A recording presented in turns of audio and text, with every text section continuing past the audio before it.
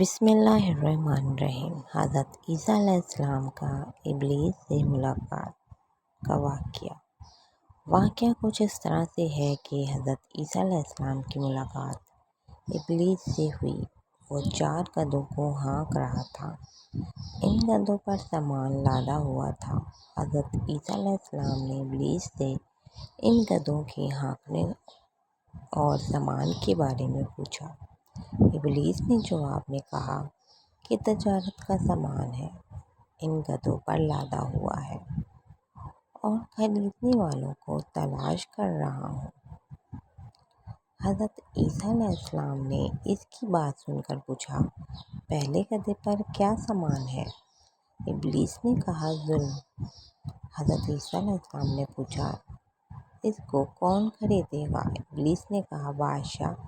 دوسرے گدھے کے بارے میں پوچھا کہ اس پر کیا لادا ہوا ہے؟ ابلیس نے کہا، حسد۔ حضرت عیسیٰ علیہ السلام نے پوچھا کہ اس کو کون خریدے گا؟ شیطان کہنے لگا، علم۔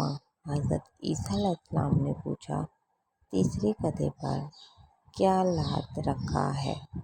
شیطان ابلیس کہنے لگا، خیانت۔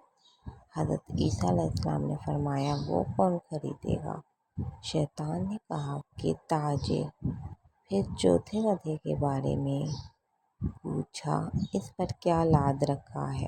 ابلیس نے کہا، مکر و فریب۔ حضرت عیسیٰ علیہ السلام نے پوچھا، اسے کون خریدے گا؟ شیطان نے کہا، عورتیں۔